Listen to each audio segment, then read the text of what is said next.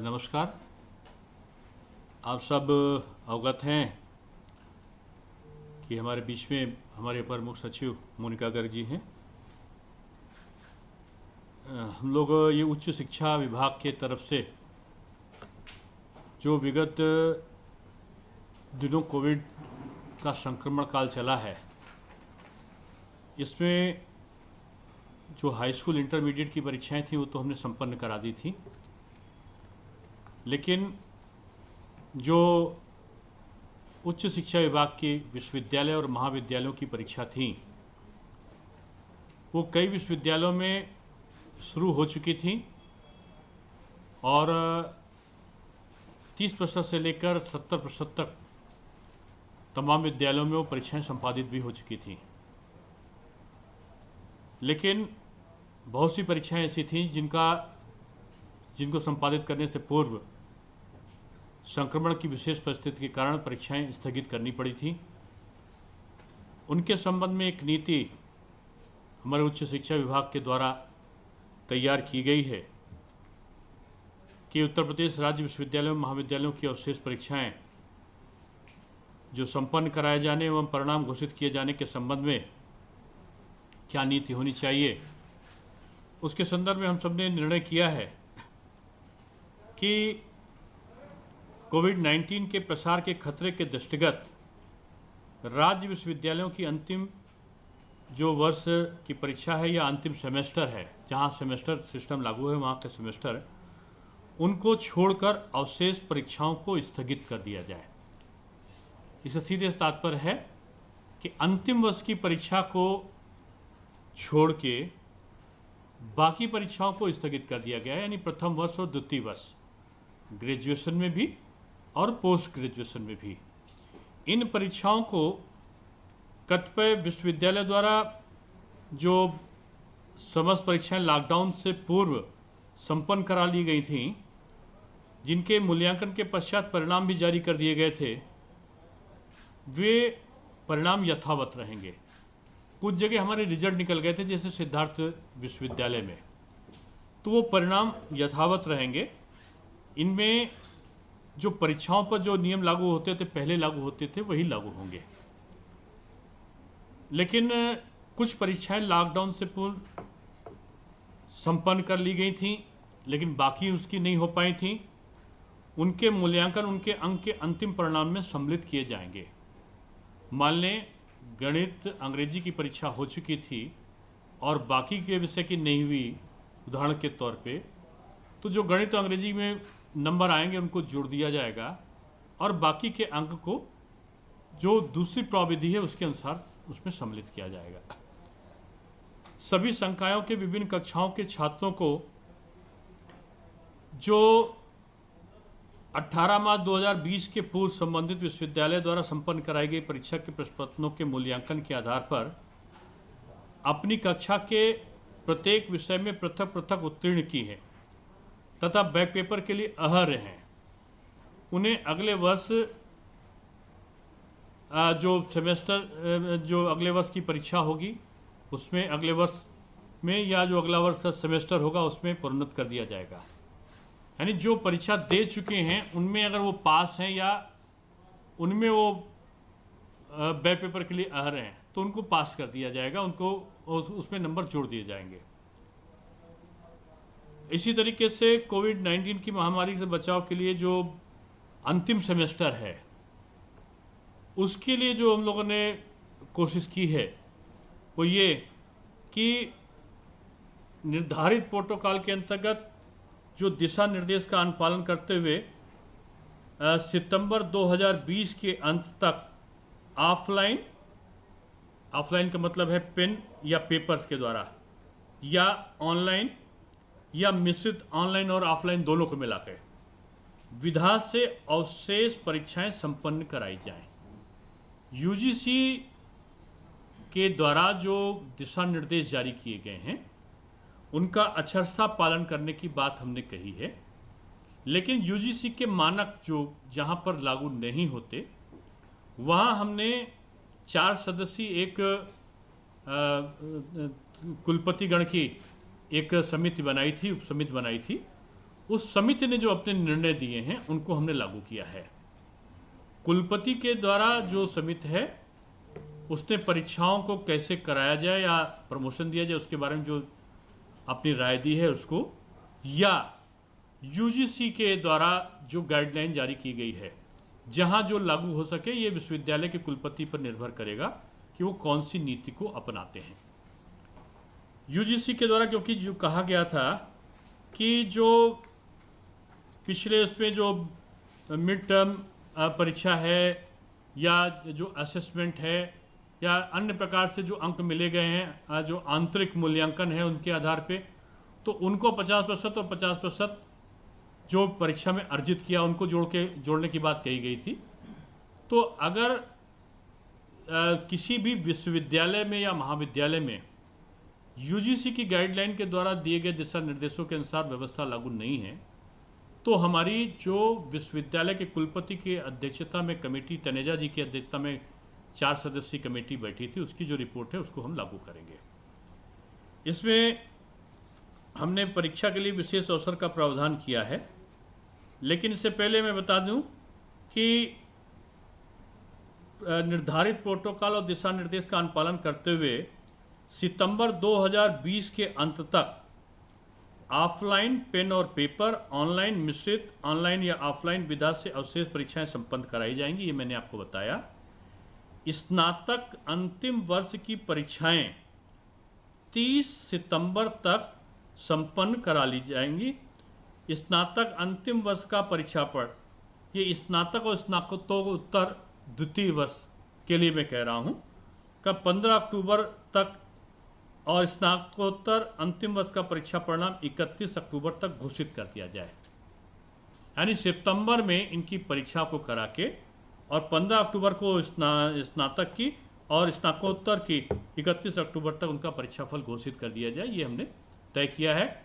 Offline कराना है, online कराना है या ऑफलाइन ऑनलाइन दोनों को मिक्सचर मिला के कोई प्रोसीजर है कराना है, ये कुलपतिगण पे हम लोगों ने छोड़ दिया है कि वो अपने निर्णय करके उसके अनुसार परीक्षा को संपन्न करा के यूजीसी की जो गाइडलाइन है उसके अनुसार परीक्षा का संपन्न करा देंगे।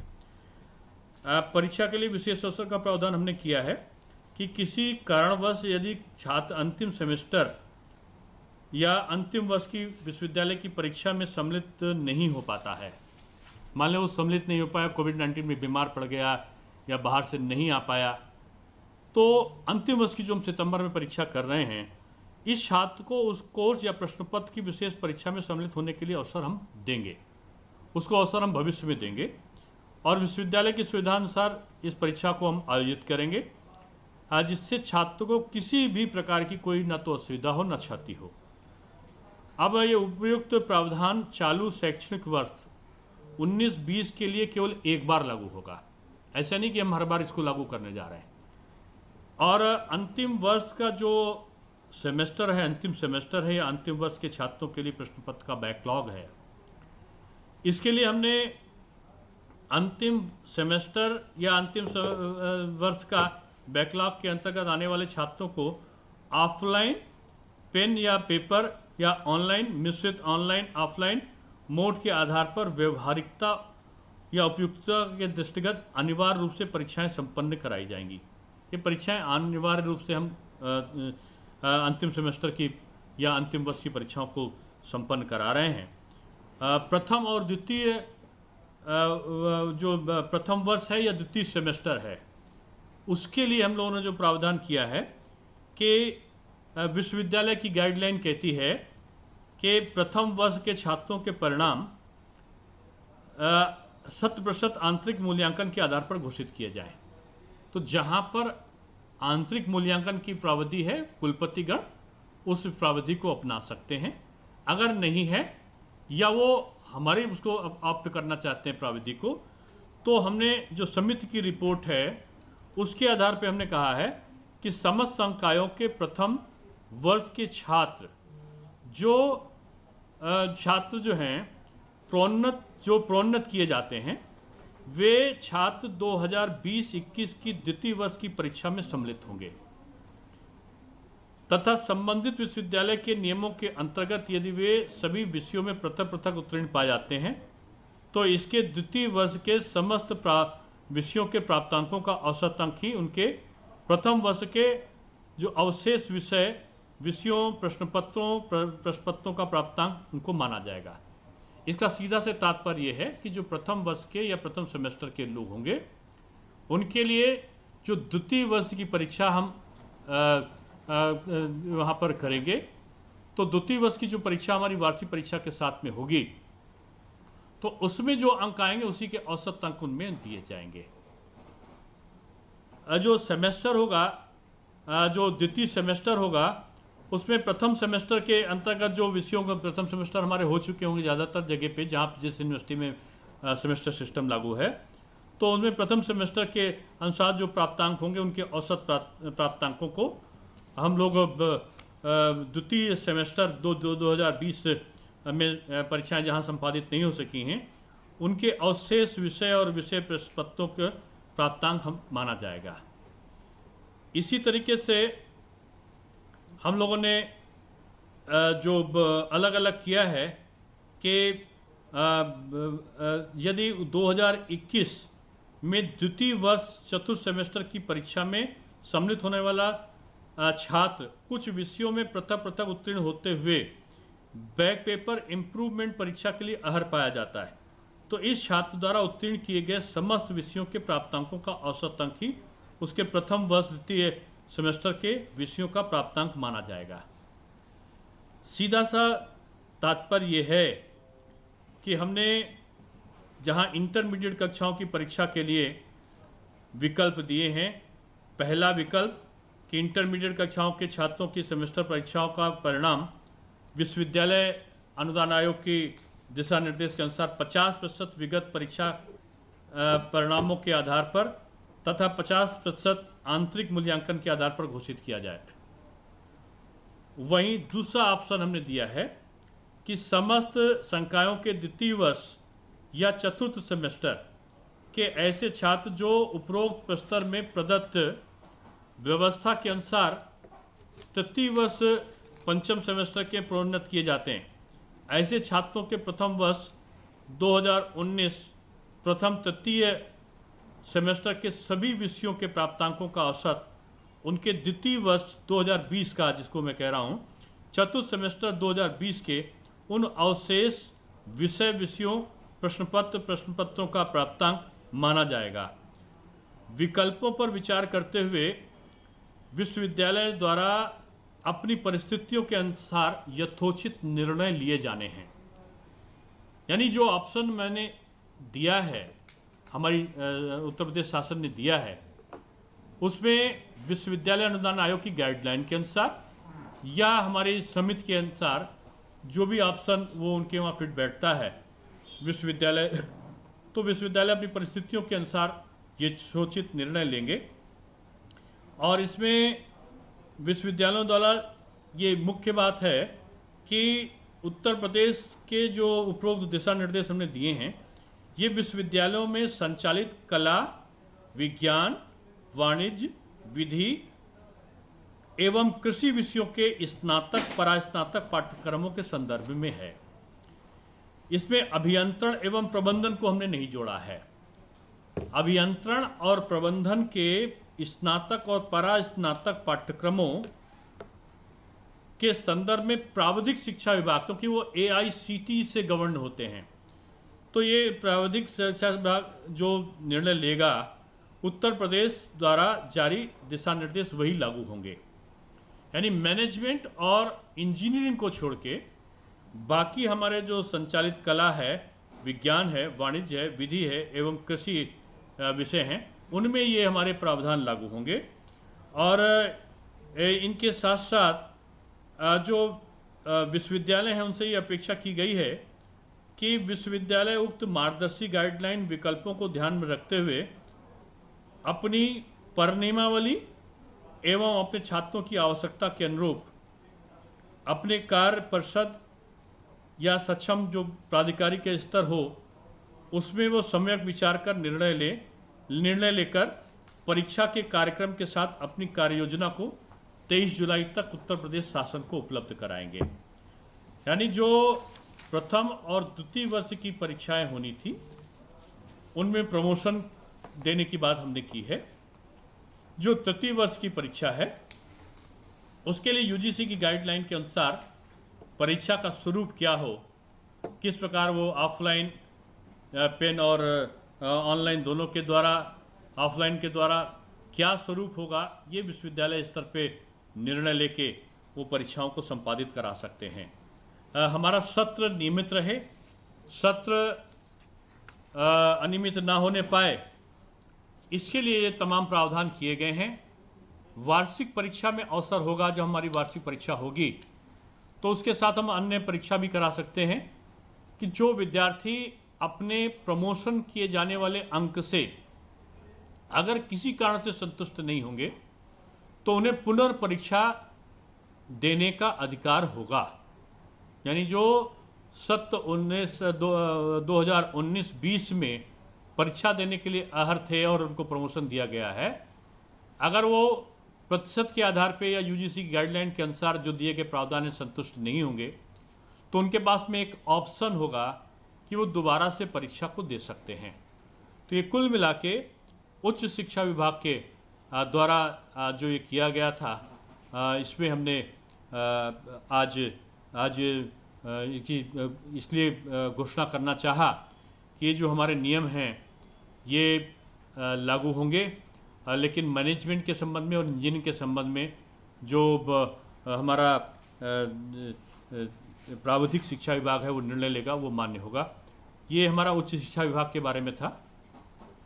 माध्यमिक शिक्षा के बारे में भी हमने हमारा सत्र नियमित चले, इसके लिए एक महत्वपूर्ण निर्णय लिया था कि उत्तर प्रदेश सरकार के द्वारा ये कहा गया कि माध्यमिक शिक्षा बोर्ड के पाठ्यक्रम को 30% कम करने का हमने निर्णय लिया है।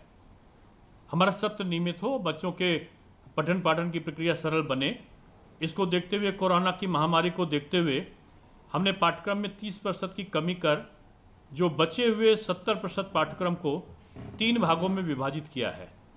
इनमें कक्षाएं संचालित की जाएंगी। पहले भाग में वो होगा जिसमें कक्षावार, विषयवार, अध्यायवार वीडियो बनाकर ऑनलाइन पढ़ाया जाएगा एवं स्वयं प्रभा चैनल एवं दूरदर्शन यूपी पर ये प्रसारित किए जाएंगे। दूसरे भाग में पाठ्यक्रम का वो भाग होगा जो छात्र द्वारा स्व अध्ययन किया जा सकता है जिसका, और तीसरा भाग में पाठ्यक्रम का वो भाग होगा जो प्रोजेक्ट वर्क के माध्यम से छात्रों द्वारा किया जा सकता है। आप जानते हैं कि माध्यमिक शिक्षा विभाग में 10 महीने पहले ही हम लोग अपना जो शैक्षिक पांचांग है उसको जारी कर देते हैं। परीक्षा कब शुरू होनी, परीक्षा कब समाप्त होगी, रिजल्ट कब निकलेगा, इस प्रकार करते थे। लेकिन अभी कोरोना का जो संक्रमण है उसके कारण इस प्रकार के निर्णय लेने पड़े हैं और हम जल्दी ही विषय विशेषज्ञों के द्वारा कक्षावार, विषयवार, अध्यायवार बनाए गए शैक्षिक पंचांग के अनुसार शैक्षिक कैलेंडर एवं पाठ्य सामग्री क्रियाकलाप का माहवार वार्षिक एकेडमिक कैलेंडर हम निर्मित करेंगे और शैक्षिक पंचांग के अनुसार विश्वविद्यालय में पाठ्यक्रम को पढ़ाने, मूल्यांकन करने, मॉनिटरिंग कराने हेतु जो विद्यालय में, जनपद में जो भी प्रक्रिया होगी उसको हम संपादित करेंगे। तो ये कुछ 2 महत्वपूर्ण सूचनाएं थी। पहली उच्च शिक्षा के बारे में थी, दूसरे हमारे माध्यमिक शिक्षा के बारे में थी। हमारे उच्च शिक्षा के अपर मुख्य सचिव यहाँ पर मौजूद हैं, जो मुझसे छूट गया हो तो मैं, या कोई आपका प्रश्न हो तो।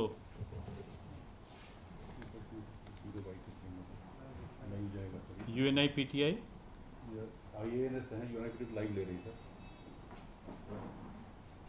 आपको कुछ प्रश्न पूछना है? ठीक, एजेंसीज को जाएगा इनकी तरफ से। यूनाइटेड लाइव ट्रांसक्राइब कर रही है सर, और ये IANS है सब डिस्ट्रिक्ट मीडिया में जाएगा इनका। धन्यवाद आपका। नहीं, ये उनका लाइव लेंगे, वो भी क्या नाम नोट ट्रांसक्राइब कर लेंगे उनसे। कहाँ से? अपने यहाँ भी हैं ऑफिस में, तो ये लाइव पूरा वीडियो ले लेंगे सर, नोट करेंगे उससे। ये लाइव कहाँ से हो रहा होगा? सब चैनल पे जाएगा सर। नहीं, ये इनसे कनेक्ट करेंगे। सोशल मीडिया पे ये पहले सोशल मीडिया था, वहाँ से हमारे सोशल मीडिया से निकलता। अच्छा, आपने सोशल यूट्यूब चैनल, फेसबुक सब पे आएगा ना सर ये। आपके वहाँ से जारी हो जाएगा? हाँ। अब से वो दे दो आपको वहाँ। अब हम आपको वो दिलवा देंगे। नहीं, ये देते जारी करने के लिए। हाँ हाँ ठीक है, ये तो इसे जारी करवाई दें सर, आप मुझे इसकी